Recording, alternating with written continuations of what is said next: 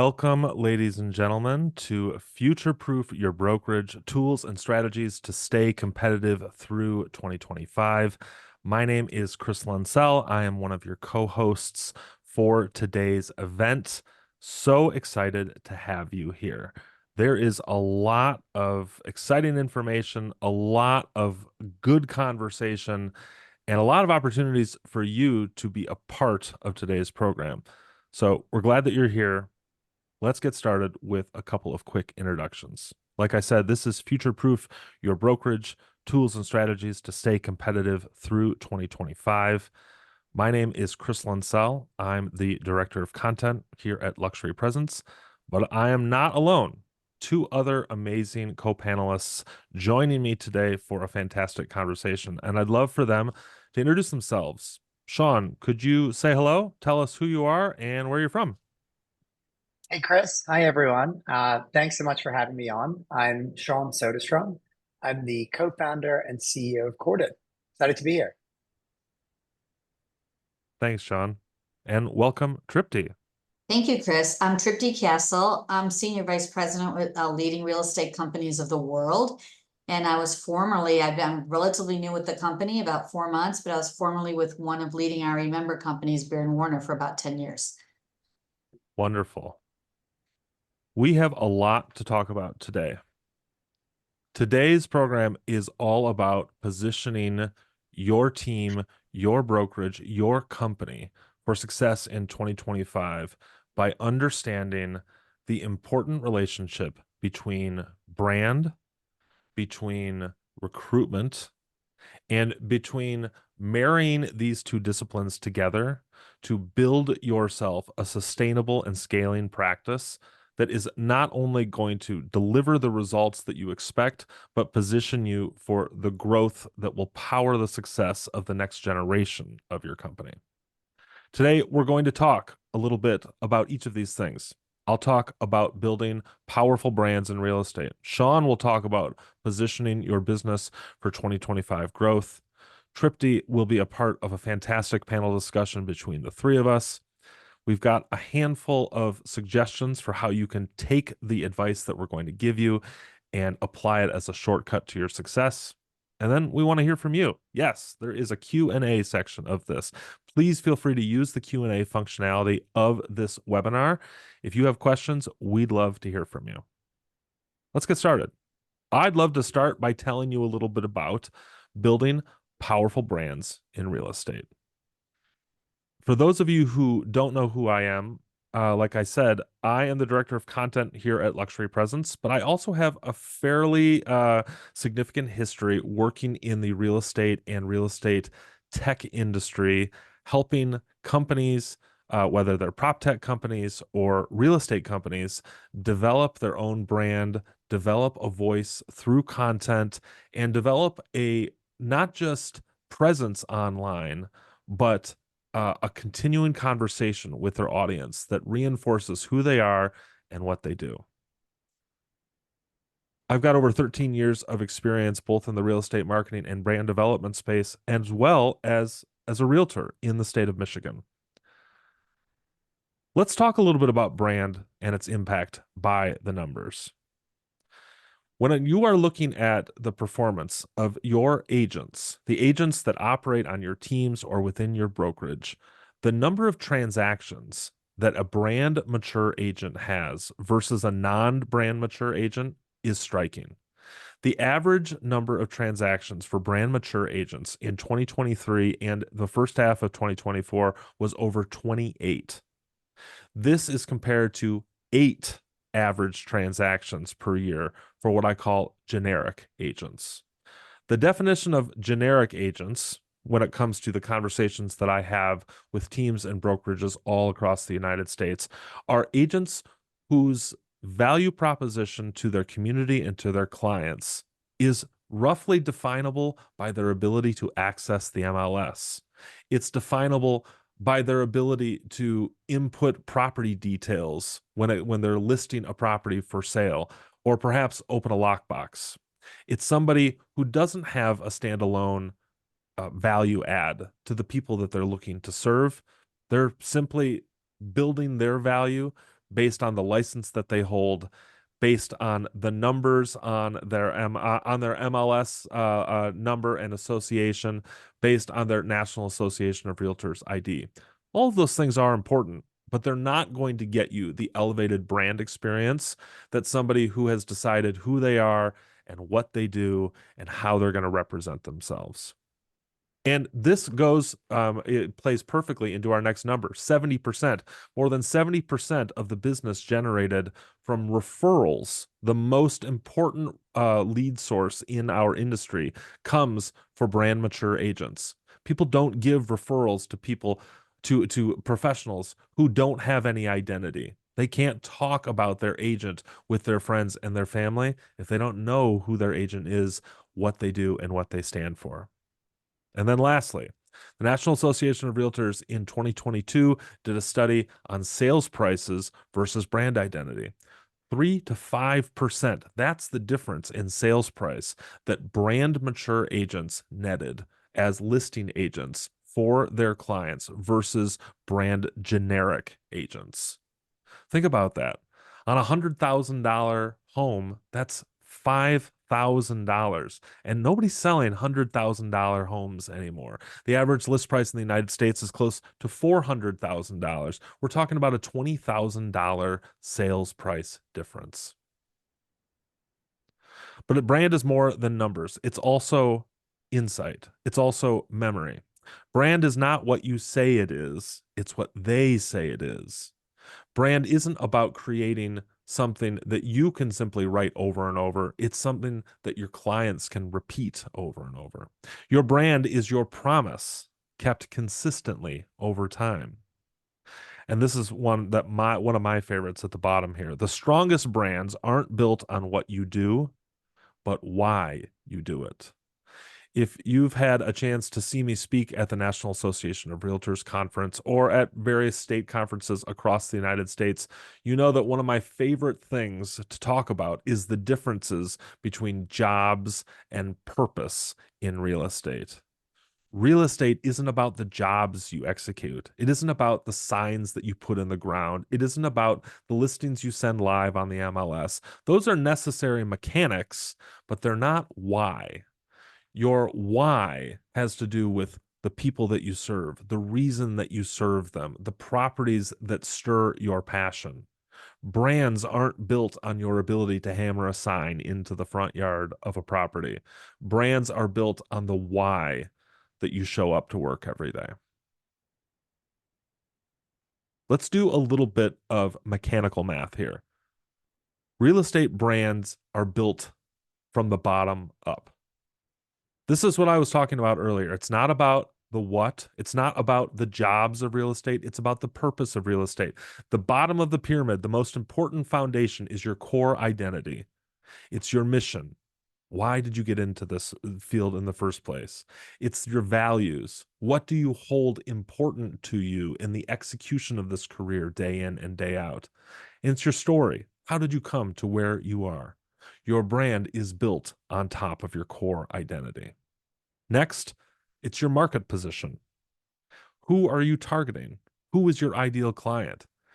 One of the easiest things to fix as a consultant that I find every day when I'm working with agents, teams, and brokerages across the country is when I ask them who their client base is, they say anybody looking for real estate. If your target audience is anybody, your target audience is nobody. Who is your ideal client? Who represents the people who are looking for the properties that you are most well positioned to sell? What target aligns with your specialization and with your training? Where are your skills crossing over with your community's needs? Your market position sits on top of your core identity, and it positions you then to utilize your service. What sort of standards do you offer? Do you offer a standard business package that is perfect for people who are buying a home or selling a home for the first time? Maybe your systems are such that they are perfectly aligned for the baby boomer communicators of the real estate market, or maybe perfectly aligned For the Gen Z, the first-time home buyers who wouldn't even think to pick up a phone nowadays. How about training? What sort of training do you offer to your clients, to your team members? Maybe you're operating a brokerage. What sort of training is important to represent the quality standards of your organization? And then finally, at the top of the pyramid is your visual identity. Design, marketing, technology. When most people think about brand, they're only thinking about the top of the pyramid. It's an important piece. It's often the most visible. But this piece of the pyramid is really only visible because the rest of the pyramid exists to support it. Now, let's turn this conversation to understanding brand in the context of teams and in brokerages, because most of us here are representing an organization, not just ourselves. The crossover between an agent's brand, a team's brand, and a brokerage brand is incredibly important. Look at this Venn diagram here. Pretty basic. What I want to point out to you, and I hope that the simplicity of this visual is as striking as the simplicity of this statement. Alone, a brokerage brand is effective.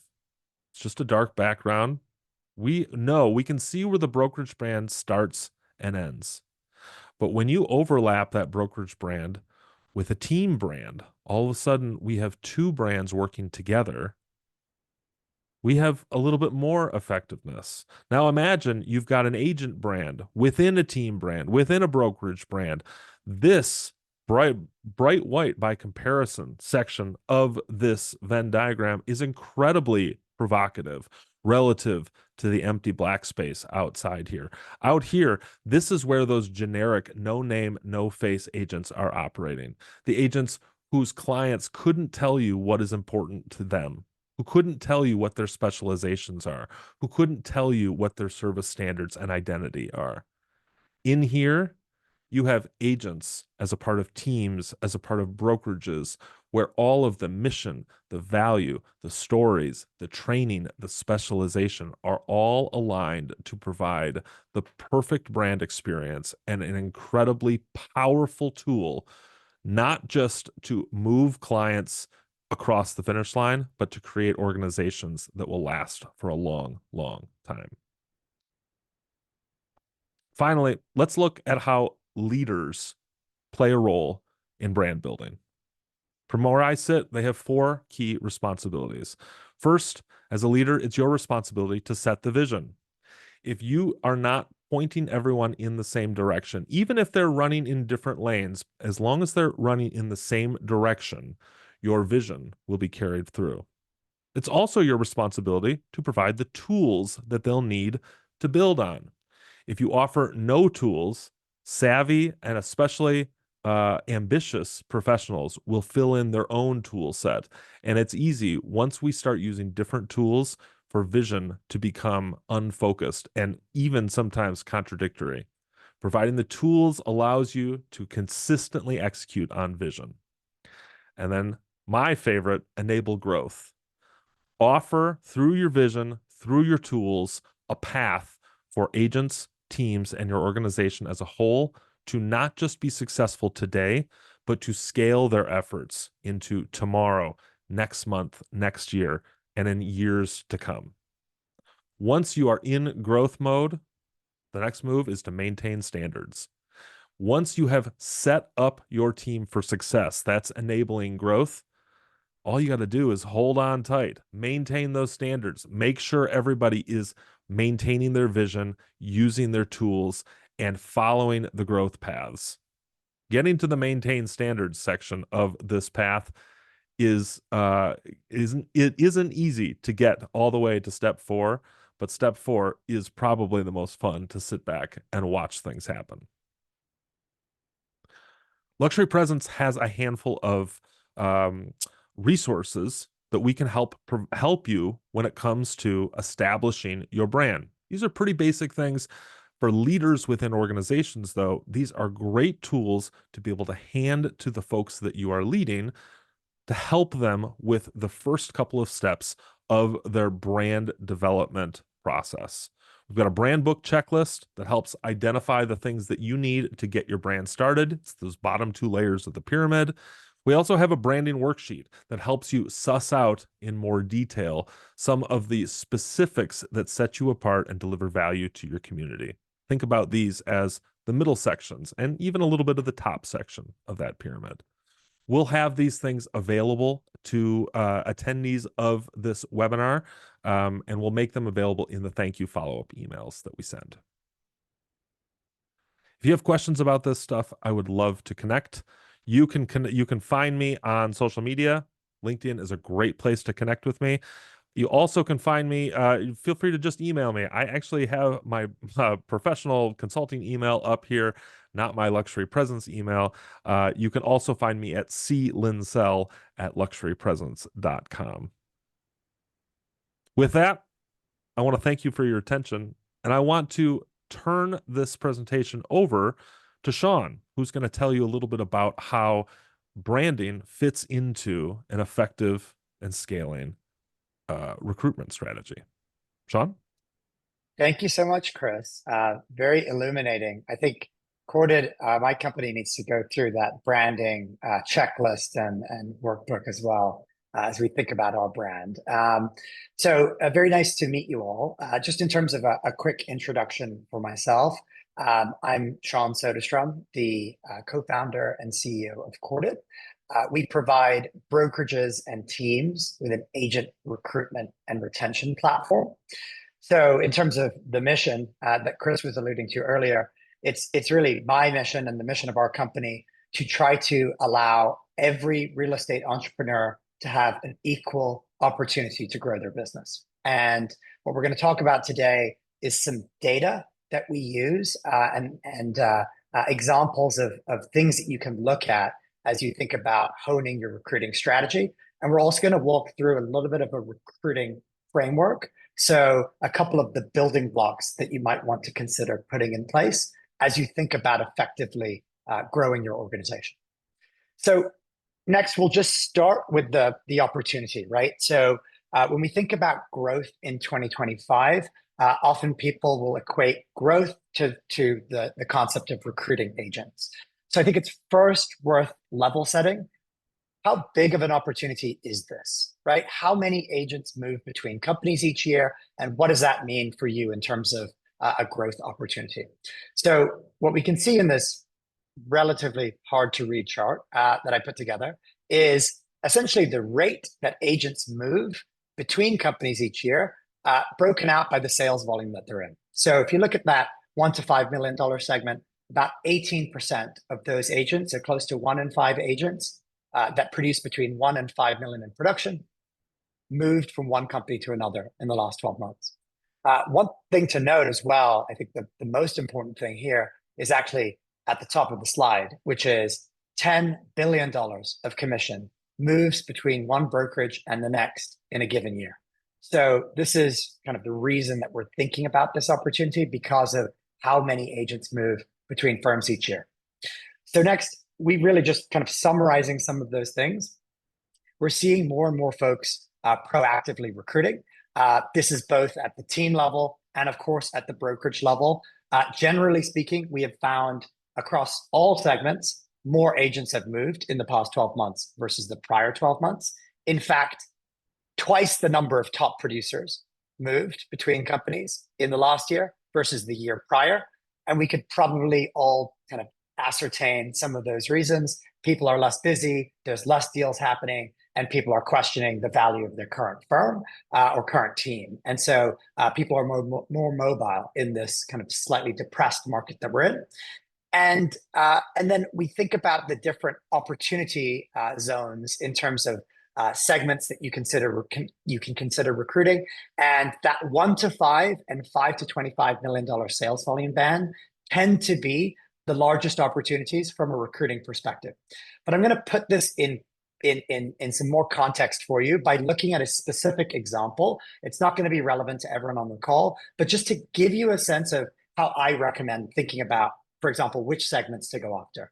So on the next slide, basically what we have is a deep dive into Southern California. So these are kind of an overview of how many agents are in Southern California, how do they stack up in terms of their production, but really importantly, how many actually move between companies each year, and how much of a sales volume or commission recruited opportunity does that look like? And so, one of the things to note here, right? And I kind of recommend and happy to do this for anyone after the call if you're interested in doing this in your local market. A lot of times when we read Inman News and The Real Deal, we're hearing about top producers moving between companies, right? That's what gets the headlines. I'd kind of draw your attention to the bottom row on the chart. So in Southern California, we have only 264 agents that produce more than 50 million in production. But of that group, only 17 moved between one company and another company in the last 12 months. So if your entire recruiting strategy is focused on taking top producers out to dinner, the entire opportunity that you had to work in was 17 agents moving between one company and the next. So then it's interesting to then look at some of the rows above, right? And what we can see is the opportunity in the $1 to $5 million agents, right? That's $6.6 billion of sales volume that moved between companies in a given year. So, and that was 2,678 agents that moved between firms. So we at Corded tend to use this data to make informed decisions about where is the opportunity and who do we want to go after, rather than relying on gut instinct and intuition, which I used to do when I was in a position where I myself was recruiting agents. So moving to the next slide, we have kind of an overview of how I think about breaking down a successful recruiting function. So I'll walk through some of these in a little bit of detail, and then we'll actually deep dive on a couple of these in a second. But first, it starts with gap analysis. So before you start asking your team to start recruiting and holding them to some expectations, I think we really need to understand, where are we today and where do we want to be at the end of next year? And that's critical to get right first, because everything else is going to flow from that goal, right? So how many agents do we expect or want to have at the end of next year? And let's maybe factor in that 20% of our agents are going to leave over the next 12 months. So that's really a net recruiting goal, or a net units added goal that we want between now and the end of next year. Then it gets more specific. So goal setting is really about defining your segments. And it's not just, I'm going after $1 to $5 million agents. You can be much more precise than that. So for example, thinking about which agents do we expect are going to be more likely to move right now and more likely to pick up my phone call when I start recruiting them. So looking at things such as, they haven't closed a deal in the last 90 days. They have nothing on the horizon in terms of current clients that they're working with. You even can use predictive analytics to ascertain who's more likely to move with a shocking degree of accuracy. And then this is also about taking some of the best practice concepts for marketing and applying them to recruitment when we say, let's have a structured funnel-based way that we measure the effectiveness of our recruiting function. And we'll look at more of that in a second. Then it comes to capacity planning. And this is really where you want to generate hyper-specific expectations for what each person who's involved in the recruiting process needs to do each day. And we'll go through an example of that. Value proposition is extremely important to get right. And it's very connected to what Chris just described in terms of brand and what you stand for and the mission. That needs to flow through to the specific agent conversations that one is having. And note that different agents may resonate with different aspects of your value proposition. So it's not necessarily the same thing for every agent. It may actually be tailored, and ideally is tailored to that specific agent and what they're trying to achieve. And then we'll talk a lot about personalized communications. So if you're sitting there and your primary recruiting strategy is to send everyone an email campaign from a CRM, know that the deliverability of mass emails is getting harder and harder over time. Google and Yahoo just changed their rules of what is considered spam and what actually makes it into someone's inbox. And agents do not like to receive mass email communications. So There's an aspect of personalization that's important to get right, and I'll show an example of that. And finally, recruiting is not something where you make a call, you leave a voicemail, and you expect them to call you back. You actually need to follow up diligently and invest in building a relationship. And so not treating this as kind of a transactional process in terms of our follow-up and how we manage what we're doing is critically important. So next, we have an example of personalized communications, right? Because I think it's really important to show an example so that we're not just talking, theoretically, right? So here's an example of, I'm not going to say the perfect phone call script, but a phone call script that does accomplish a few things. So when, from my perspective, and I've recruited about 1,500 agents, when you call somebody and you're talking with them for the first time, you haven't really earned the right to speak to them for a minute yet. So we have to have some kind of a hook at the beginning of the conversation that really shows that you've actually done your homework, right? And that you know something about them. And so reaching out and in this case, right, describing that there was a co-broking relationship with one of your agents and how smooth the transaction went, and maybe characterizing their business in some way.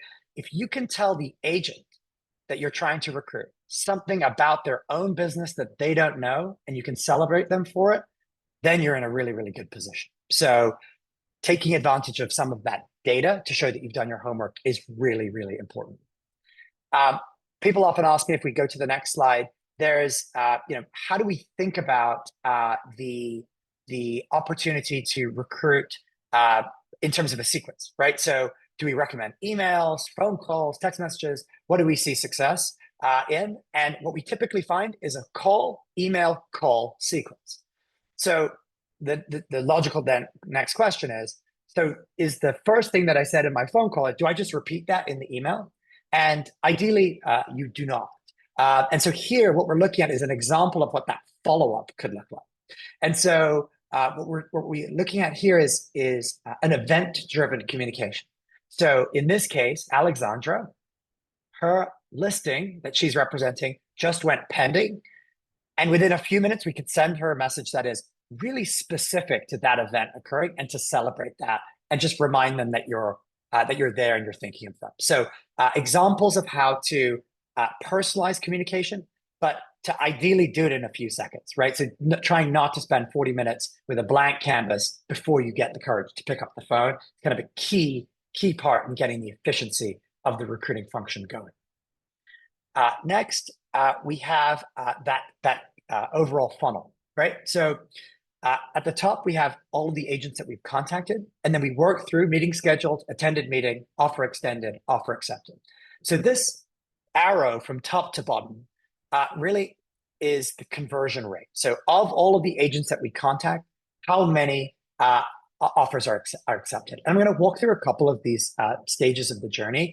First of all, the reason to care about conversion rate is because time is our most precious resource. And it's very, very expensive and time consuming to go through a process of recruiting or hiring people to do the recruiting efforts. So ideally what we want is to focus on quality and not quantity. This has a side benefit of you creating really good relationships in the market that further reinforces the brand that Chris was talking about at the beginning. So one of the very basic things to get right is, of the meetings that we have scheduled, and the way that we get those scheduled is ideally through personalized communication and being very targeted about who we reach out to in the first place, is not all of our agents that we schedule a meeting with are attending the meeting. This is a very basic one that you can actually affect easily with technology in terms of reminders that the meeting is coming up, but also some very basic practices. An example that I've used is if we're meeting at a Starbucks, I send them an email at the beginning of the day saying, I can't wait to meet you in the Starbucks. I'm going to be there half an hour early, whether you are or not. I'm going to buy you a drink so we don't waste time in our meeting at the counter. What can I get you? They're much less likely to not show up to that meeting if they know that you're investing in that upfront. And so there are some technology-based ways and some just practical real-life things that you can do as well to affect that. And then your offer extended is really about how many of the agents that we met do we actually like? So this is also about targeting in the right way and making sure that we're validating their reputation in the market and a few other things that are not just all about the numbers as we go through the process. And then finally, how many of the agents that we give an offer to actually join? And if this number is not high, this is where we really need to interrogate and investigate our value proposition and the offers that we're giving. And I think in the panel, we'll talk a little bit about compensation and some things like that. But if you're giving a lot of offers and people are not joining, you should really think about, is the offer and is the way that we're communicating the role at the company, is that actually competitive in my local market? So these are a number of things. I recommend measuring these things because as you're going through next year and you're trying to figure out how do we improve in Q2 versus Q1, you're going to want to understand which of the specific steps are you either succeeding in or maybe can improve on. So next, we have a quick example of capacity planning. So I'll just describe this quickly. I won't go through all of the numbers in detail, but on the left-hand side of the page, we actually have a real life client example of ours before we started working with them, where they actually had some data, right? So they saw that 10% of the calls that they made turned into a meeting and so on, and their overall conversion rate was 2.5%. Okay, so you start with that 2.5% number. That's kind of your baseline for what you're trying to, what you think you can achieve from an efficiency perspective. And then you can say, our goal in this case was to recruit 55 agents over the course of the year. And because we know our conversion rate is 2.5%, and we hope to improve that, of course, that implies that we have to make 2,200 calls in the year to achieve that goal of recruiting 55 agents. And when we walk through this with the customer, I'm sure you're all thinking 2,200 calls, that's crazy. Where am I going to get the time to do that? But when we broke it down and we found 10 people in the organization could actually contribute to the recruiting process, and there's 200 working days in the year, factoring in vacations and holidays and whatnot, and weekends, that's one call per person per day. So this is all about saying, what do we actually need to hold our team accountable to actually achieve, in this case, a goal of 55 agents recruited. So next, we have we have just some best practices with respect to recruiting. So hyper precise targeting. So be really specific about the folks that you want to go after. Be very personalized. Focus on quality of communications over quantity in terms of what's easy to get out, and then follow up, right? So we recommend at least 3 touch points per agent, and you're trying to build a relationship with each of those folks as we go through that. So I think that's it from Corded for now. Happy to walk through any of this in more detail with folks if you'd like later. And now I think we're starting the panel. Fantastic, Sean. What an amazing set of information and really, really interesting insight, especially into how the practices of recruiting tie to your ability to offer value and coach the members of your organization into offering value as well. Speaking of value, I am so excited to bring up another face here. So it's not just Sean and I talking at you. Tripti Kasal has had so many different experiences in the real estate, in the prop tech world. I really want to get you involved in this conversation. Tripti, if it's okay, I'd like to start with Sean. I know Sean and I were talking about some questions he had for you even before we started recording today. Sean, do you want to kick things off with a couple of questions here? Absolutely. So Tripti, great to see you. Good to see I you. obviously first got to know you in your role at Baird & Warner, which is an absolutely fabulous company out in Chicago. So, I think you have this kind of unique perspective because you're working with the leading RE organization, and you obviously have a wealth of brokerage experience, which I think is interesting to learn from. So we've obviously come out of a pretty slow real estate market, and there's been a lot of dislocation and uncertainty with respect to the NAR settlements. But I think I guess my question to you is, how important do you think recruiting and retention of agents is in terms of trying to achieve those 2025 goals for brokerages and teams? Well, Sean, it's an interesting question that you ask, and I'm going to be a little provocative here and say, how important in 2025, or how important all of the time is recruiting and retention? And, I can argue and have often argued that recruiting is retention, because whatever you're doing to recruit, you should be doing for your agents. But I really look at it like, if I'm manufacturing widgets, you would be asking me, how important is it for you to sell widgets? Well, it's the lifeblood of the company. And I think we have to realize in the brokerage industry, it is the agents that bring in the business. And so it's always important to be recruiting all of the time. And, business 101, if you're not growing, you're dying. So it's really the number one job or most important thing for a real estate company is recruiting. Yeah, I think just following up on that, right? I get to meet a variety of different types of brokerages out there, and there are a lot of new models that are coming out to the market that are a little bit different than some of the traditional brokerages and models out there. So as I think the market's getting more competitive, what have you found, maybe in your own experience, in terms of effective strategies for recruiting and retaining agents? Well, I think, the thing about recruiting is it's relationship based, and the most effective strategy is getting to the relationship. So it's really all about, getting to know the people that whatever the model is. I know there's a lot of models, and I love our industry because it likes to innovate. I happen to be with Leading RE, which is really more, I don't want to say traditional in a bad sense, but it's a basic brokerage model is our independent companies are part of. And I would say even most of the innovative new models, it's about the relationship. And I think that is the most important thing. You can't recruit unless you know people. And that's, I think, the thing that has to always be focused on. It's the most effective strategy is getting to know the people you want to recruit. Certainly. Yeah. And I think lastly, do you see a role for technology in that process, right? Because I'm trying to balance the thing that you just said, which is it's all about relationships, right? Which typically we think of as kind of devoid of technology, that's kind of face to face with a person.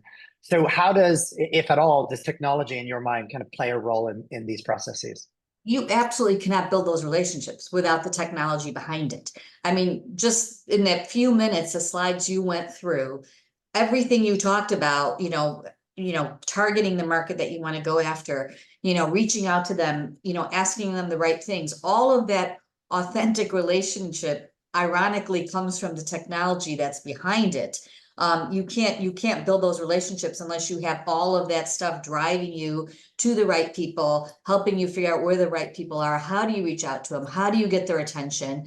That is where all the technology comes into place. And the people in our industry who are doing the recruiting, whether they're an owner or a recruiter or a manager, they have a lot on their plate. The best use of their time is in front of those relationships, unless they have the technology providing them the resources so they know who to call, when to call, how to call, what to say, what to meet with. They can't do that. So it really is Makes a a lot of hand-in-hand sense. relationship. Now, I have a couple of questions here. Before I jump in, Tripti, do you have any questions for Sean? Because I know I got to talk his ear off before we got started here. But before I jump in at all, do you have any questions for Sean, especially on the recruiting front? I do actually, as Sean mentioned, we know each other from my Beard and Warner days, and he brought Corded to our company, and it was a game changer. It was a game changer for our managers. And I'm curious, Sean, I mean, you were very successful at Beard and Warner, but you've been very successful with a lot of the leading RE companies. And for those of you out there who may not be familiar with leading RE, we're a consortium of over 500 independent real estate companies all over the world. And you've made great inroads into many of our partners. And I'm just wondering how you were able to do that.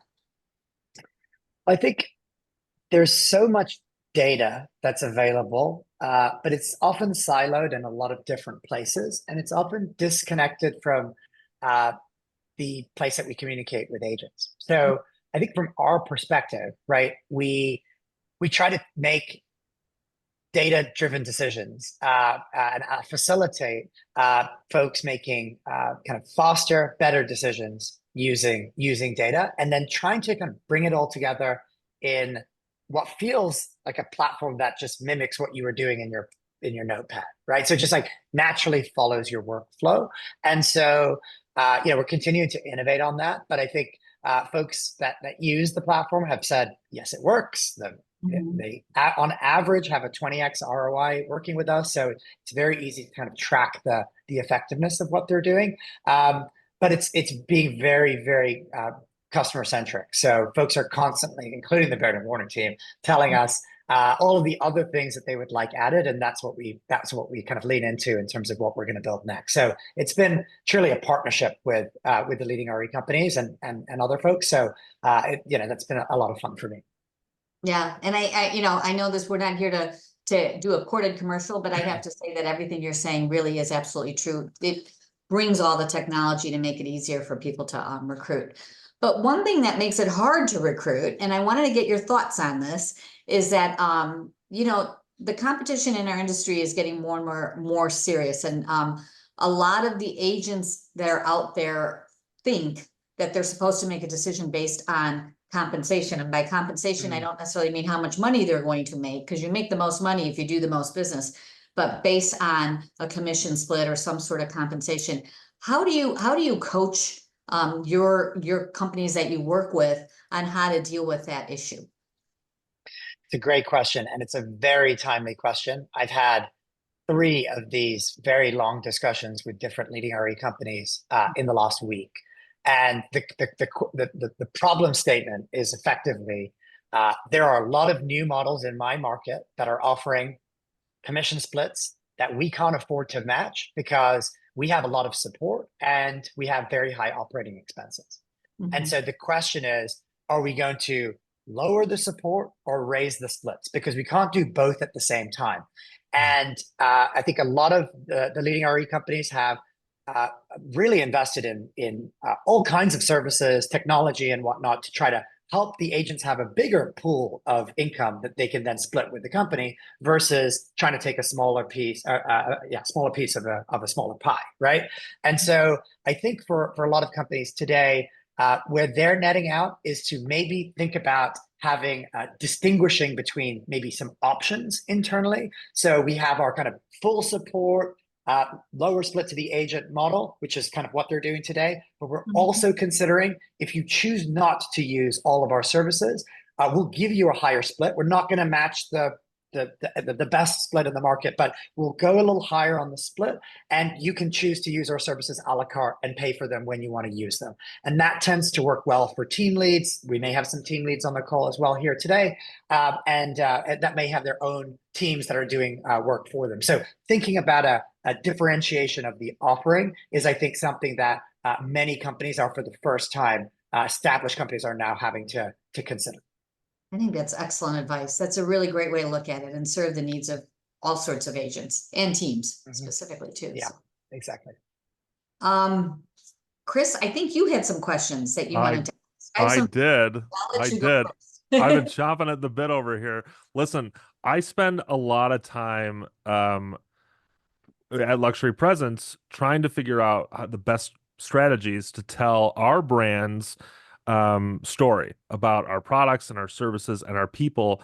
I'm going to be honest with you. The idea of trying to shepherd, you said 500 or so real estate brands all over the world, through that exercise, the idea of that gives me anxiety, frankly. I mean, how, from your perspective, I mean, given the fact that there are so many brands under the leading RE umbrella, Tripti, how does brand differentiation, how does this topic effectively get discussed across so many different brands that have different priorities and different clients? I mean, is there a standard conversation that has to happen for everybody, or is this conversation really different brand to brand in your experience?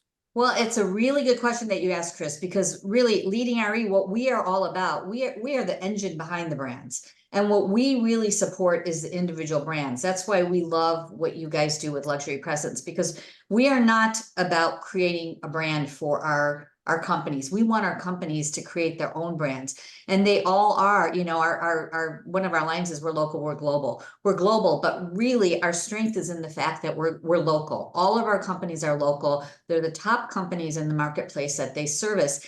And in order to do that, they have to have their own brand. We're just there to power it, support it, give them support, give them opportunities to send referrals amongst one another, to give them opportunity to advertise their listings. But we want and highly encourage that they do the process in your triangle, in your pyramid, which is figure out who they are, work their way up, and then amplify that message through good branding and get it out to the world. So we're exactly what you might have thought we're not, which is we want to support those local brands. That makes perfect sense. It sounds like then, based on your experience here, they're really it's this the relationship between brand and successful recruiting. This isn't a hypothetical thing. Like, this is something that you have seen in action. Successful brands supporting successful recruiting, and the other way around for a long, I mean, since Baird and Warner. I mean, would you say that's true? Yeah, absolutely. I think, you know, in recruiting, really the best sort of recruiting, you know, we talked about relationships earlier. It's recruiting by attraction. And that is, you know, you have to, once again, looking at your pyramid, you know, a company has to know who they are and they have to recruit to that. And, you know, Sean talked about that, like figuring out your target. Where do you want to recruit? Who are the type of people you want to go after? And your brand can't be, I think a mistake sometimes brokerages and even agents make is they decide they want to do a brand and they're at the top of your pyramid. You know, what's my logo going to look like? What are my colors? This looks so nice. You know, this is awesome. This will play well on a for sale sign. Really what they need to figure out is who they are and what are they putting out there to attract people. And that's the key to successful recruiting. You want people to know by the time they come to you, meet with you, and they're ready to sign on the dotted line, who the company is. And that's through the branding. I love that. I love that. You know, I remember being recruited a couple of times, and one of the times I can recall, you know, I came home, talked to my family about the conversations I had, and I couldn't stop talking about you know, what the brand was all about, like who they were, what kind of values they had, why their business aligned with mine. And then other times I came home saying, well, you know, the colors are nice. It would look good. This would look good on a business card. And it really is a different experience.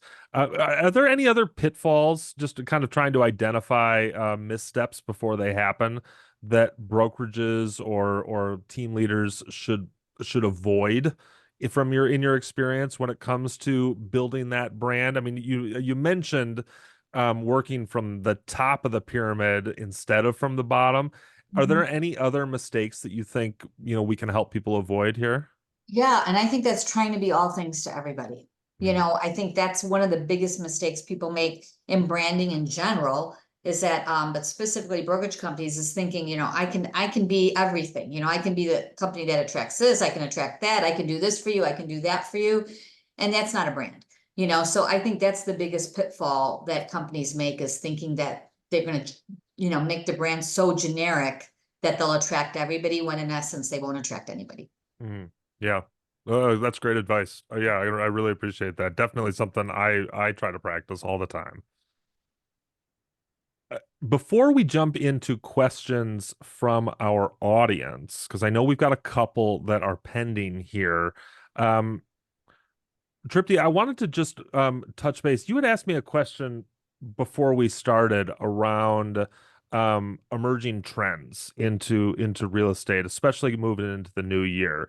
Yeah. I'd love to pick up that conversation for folks here. Can you set that up a little bit for us? Sure. I mean, what I was wondering is, I mean, what are you seeing coming up? Like, you know, if as a brokerage company, what's Yeah. going on and what's happening in 2025 in terms of branding that I should be if I was a brokerage company or owner, what should I be aware of and be keeping on top Well, of later? you know, it's interesting. You kind of touched on it a little bit earlier that the things that are happening in 2025, not to put too fine a point on it, but these are things that have been around for a long time. But I think right now, in the year 2025, specifically, the focus and the amplification of those things is very strong because of the market conditions that the real estate industry is facing. And I don't just mean, is it a buyer's market? Is it a seller's market? I mean, for the first time, maybe in the last 50 years, real estate professionals have an onus to prove that they are worth the dollars they're charging with this kind of confluence of lawsuit settlements and market pressures and competition. We can't really base our value on our ability to open a lockbox any longer. And so if I was to name one primary trend, the primary trend is differentiation. There is, it's not just a nice to have, it is a must have in 2025. If you cannot, in a couple of sentences, demonstrate why there is something that you do better than anyone else, whether it's you're an agent or a team or a brokerage, you Mhm. are going to your growth will be limited in 2025. That's the banner as far as I'm concerned. In terms of maybe something small that most people don't always think about, I would say when it comes to brand development, we're seeing more and more people starting to use social media a little bit differently. It used to be a primary communication channel. Now I'm starting to see social media become a verification channel. It's where our clients go to see that we are who we say we are and do what we say we can do. We're not providing these huge value messages on social media anymore. It's from a brand perspective, it's a tool to show that you are a real person who offers real services and can get real results. Mhm. And looking for you to, that brand is emulated throughout your social media, once again. That's right. Yeah, that's exactly right. Yeah. Well, I have a host of questions I could ask you, Chris, but I think we should answer some of the questions from the I love it.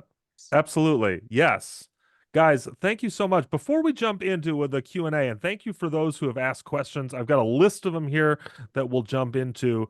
But before we do that, I just want to give you guys a chance uh, at what we at Luxury Presence call the shortcuts to success. Now, Sean and I have talked through a number of different strategies that you can use to elevate both your brand development game and your recruiting game. And you can take these strategies, you can run with them, you can go be successful on your own. We hope that that happens for you. But if you want a shortcut to success, if you want a partner in getting from where you are right now to where you want to be, we want to help you with that. Luxury Presence provides a solution on the marketing and branding side of these things. We offer amazing tools like Presence Copilot. It's Presence, excuse me, and Presence Copilot.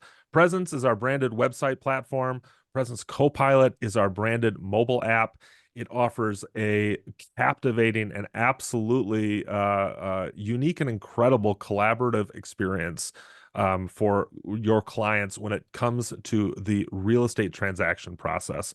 We also have fantastic listing promotion tools. We have team branding solutions that include subdomains for agents and for teams and for brokerages. We also have all of the back-end bells and whistles that you need to not just make sure your websites and your marketing and your content and your app look pretty, but also have the horsepower to be competitive in a very competitive space.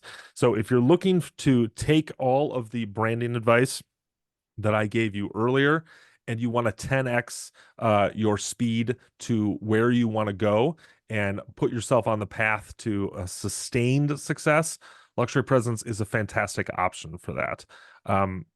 Sean also wants to tell you a little bit about the corded solution. Sean?